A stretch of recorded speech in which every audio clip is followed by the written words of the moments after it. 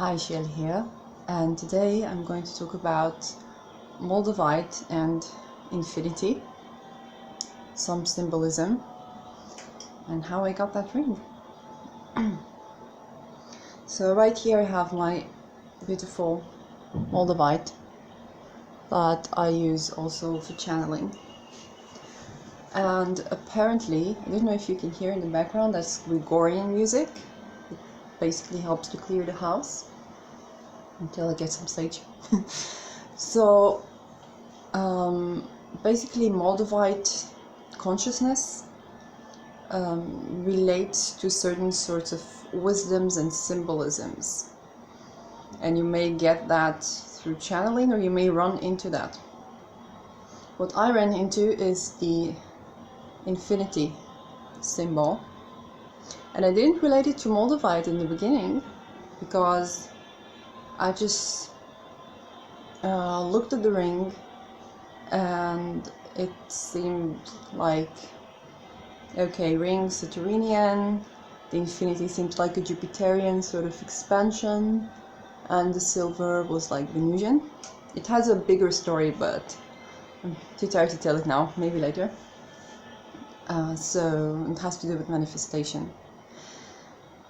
So I thought that's a beautiful thing to have, because the structure, or the Saturnian, is sort of like the structure, the whole structure, and the Jupiterian is like the ideology, the expansion. So a structure that allows for expansion, and that is yin-yang balance, and that's the Venusian, it's the silver material, but also the Venusian qualities of beauty and wealth.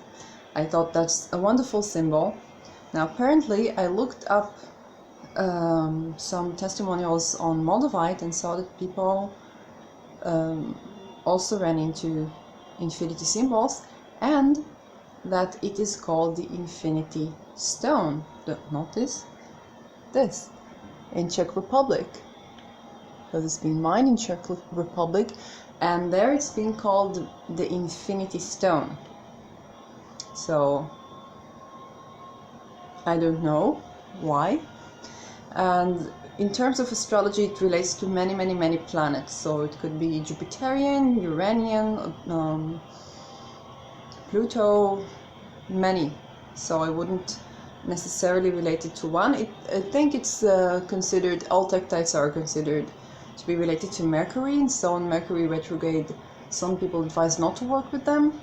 Right now it's Mercury retrograde, and as you can see, I am wearing a Moldavite, and I got quite good channelings with it. So that's the infinity ring. And if you have experienced anything to do with the infinity, I know that, you know, of course, sacred geometry is something that is always to do with crystal consciousness and naturally extraterrestrial consciousness or whatever. And I've also heard someone who decided they want to learn about Egyptian history. I got a channeling about practicing, what's it says, practice spirit magic in Greece. And I'm like, I love Greece, but what do you mean? And then I looked up YouTube. There was a person who talked about Greco-Egyptian magic. And then I remember the person who testified that they began to be interested in Egyptian culture, following using Moldavite, and I'm like, Egyptian magic maybe in Greece? So I don't know. And what I ran into is a story that talks about how they used magic in Greece, and how they had very practical, very scientific, you know, they were all about perfect geometry, everything very practical and scientific, what we wouldn't think of magic as scientific today. And he told a story of a magician, of how a magician used love spells, and I've talked about why not do a specific spell in previous video, but they talked about love spells that they would do, spells that were as horrible as to make the person that they're supposedly in love with not be able to eat or sleep until they declare the love to them, i.e. agree to be raped or something like that. So you can tell how that practice of that sort of magic in the past was, you know, perished from the world. And I got another interesting channel regarding that, and I'm going to think like another video, no, I'll do it in this video. It goes like this. All tools, ideologies, pathologies that are used in a way that does mankind and living around it more harm than good perish eventually. That is, they don't perish immediately, it takes time, because sort of like seeing how the trend goes, do people use it for good, do people use it for bad? Usually it's both. And it says this is the true nature of scientific revolutions. Now, for those of you who know, I do a lot of epistemology, philosophy of science, so naturally this is a phrasing that is very, very tailored and specific to me. Okay, pathologies, yeah, psychology, ideologies, to do with my studies, and nature of scientific revolutions. This is a book by, I think, Kuhn. Okay, so this is very relating to me, very specific, but the knowledge is general.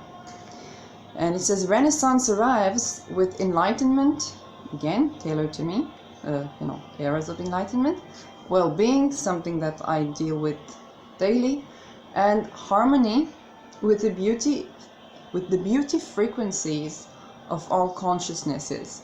So beauty frequencies relates a lot to, you know, to Tesla, and my videos today talked about beauty and how beauty is delivered through me, because you are the beauty. And consciousnesses. So consciousnesses is a larger world than people or religious or opinions. It can also mean crystal consciousnesses, animal consciousnesses, and so on. And then it says something that relates the most to me. It will be taught and practiced in all structures that allow for expansion. Of course I had to read it in this video. That's what it relates to. Structures that allow for expansion, it already is. So, structures that allow for expansion, that's what this ring is about. And the first one I saw was actually a white gold ring with diamonds. It could be, I don't know if they would use it for proposals, because they usually have this diamond shaped thingy, but maybe, I don't know. And this one actually cost 1/10 of the one I saw. That was also not that expensive, but I did manifestations and I ran into this one. And I might talk about the story. If you want to know more about the story of this ring, then just let me know in the comments. The structures that allow for expansion. So for me, I am taking sort of a break from the academia, because I saw that the structure of the academia and my creativity concerning my thesis just do not coincide. And there are a lot of things, you know, I could say to phrase it as a rant about the academia, but it's absolutely not. I'm just looking at something that was a catalyst for change for me. And what I do here is basically I teach and I share my information and I learn with you in a structure that allows for expansion. You don't need me to get a diploma. You don't need me to get recommendation. You don't need to blow me in order to get good grade. And you don't need to succumb to my whims in order to get anything from me. All the knowledge you can get for yourself. And this is also what you're taught a lot in YouTube. All the knowledge you can get for yourself. Okay? If you would, I don't know, in the future donate to my channel or share my premium content, it's simply because it's sort of like a social club that you feel like growing better with. Not even because you're lazy. Some people charge money on their programs because they know that other people are lazy and would want to have the way, you know, a shortcut, and this is very good for some practices, but for me, I think it's not so much that, because I'm not looking for lazy people, I'm looking for actually curious people. So I'll see what the model of payment other than donation will be. Right now it's not yet possible to donate me any money because I don't still have the lawyerish stuff. Hopefully that will be sorted out in the coming months, and meanwhile I just spread my knowledge, and whenever you are ready and willing to donate me money, then it will be very well accepted. So So that was on scientific revolutions and structure of knowledge. And this also relates, this channeling relates to the Babylon channelings, my first channeling videos, the Tower of Babylon, and the idea that we need to create harmony between different voices, and this is now coming more clearly, different consciousnesses, and accept different consciousnesses.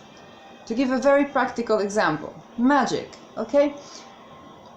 If we take short history of magic, you know, we had magic practiced and then people use it for things that are absolutely not humane. So we had religious practice saying, okay, we abolish all witchcraft, all black magic, call it black magic, all magic, but the magic of God. So the point was that it will be made for the highest good. So that only one authority can use magic for the highest good. But then what happened?